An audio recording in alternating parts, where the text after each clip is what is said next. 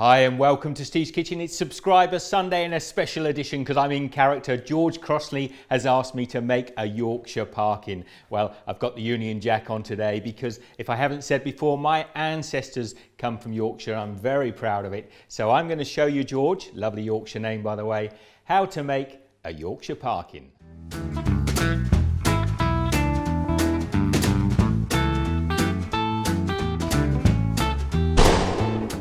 Now I'm going to share where I got the recipe from. This is a wonderful reference book called Food in England by Dorothy Hartley. It's a fantastic source of old recipes from cooking peacock, hedgehogs. There's wonderful illustrations in here, not so many, but it is just a fantastic book and I highly recommend it. Now we're starting our Yorkshire Parkin off with a medium oatmeal. Now what is a medium oatmeal? Well, you can get rolled flat oats like this in the shop and that's all I had in, so I just blitzed it up until it's a little bit finer. This is like a porridge oats and that's what we're looking for. I'm putting 250 grams, that's half a pound of those oats into a bowl, and I'm putting exactly the same amount of all-purpose flour. And ginger is the key ingredient. I've got 4 heaped teaspoons of ground ginger. We want lots of flavour. Pop that into there. And if you can get them allspice, these little allspice berries, I'm just going to grind them down into a fine powder like that. That gives me about half a teaspoon. Just pop that in there.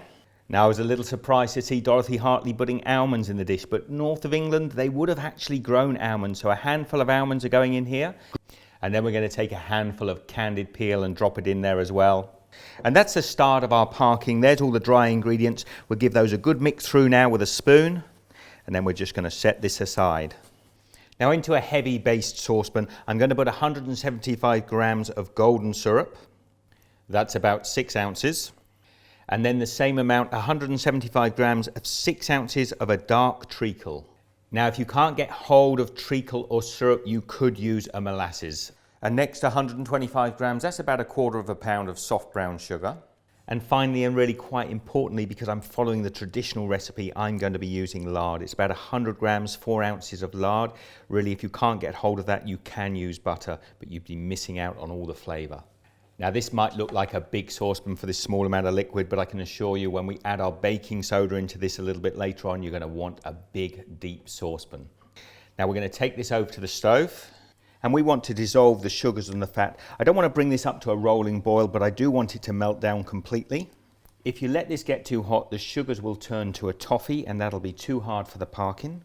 Now after a few minutes, the fats will have dissolved and the sugars will have started to dissolve. I'm going to turn the heat off now.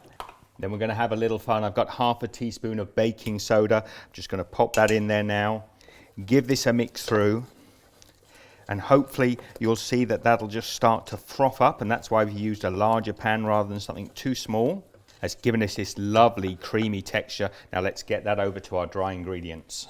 So I've got my oatmeal mixture here and I've got this wonderful frothy mixture. I'm just going to pour it straight over the top of the oatmeal. And then let's take this and mix it up. It should be a lovely smooth batter by the time we finished. Now this is a wonderful thick batter. Now Dorothy says add a little bit of liquid. I know it is quite often tradition to add a little bit of milk into this. So I'm just going to add a couple of tablespoons and just continue to mix that through. Now that is exactly what I'm looking for. Runs off of the spoon, lovely thick batter like that. Now I've taken a shallow baking tray and I've just greased and lined it with a little paper on just the 2 sides. It'll make it a bit easier for the parkin when we want to take it out. And then we're going to put our mixture in. And then using the back of our spoon, we just ease it into the corners.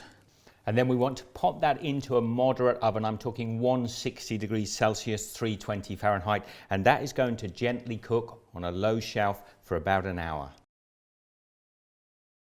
Now there is my Yorkshire Parkin out of the oven and it's beautifully cooked. Now if you did want to test it, you could just pop a wooden skewer in there and pull it out and it should be lovely and clean like that, but I'm pretty confident this one was cooked.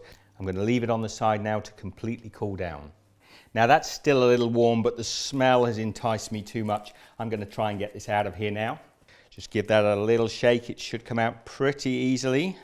And let's just take the paper off of there. I'm going to turn that back over gently. Now look at that. That is a beautiful looking parkin. So let's take a slice off of this parkin and see what it's like. It's got a lovely crisp top to it. And look inside there. That is exactly what I was looking for. Now I have got the corner. Look at that beautiful caramelized outside. Oh, the smell is heavenly. Now, traditionally, parkin can be wrapped up or put in a tin and it's kept for at least a week, sometimes even longer, and it gets more sticky and more delicious as time goes on.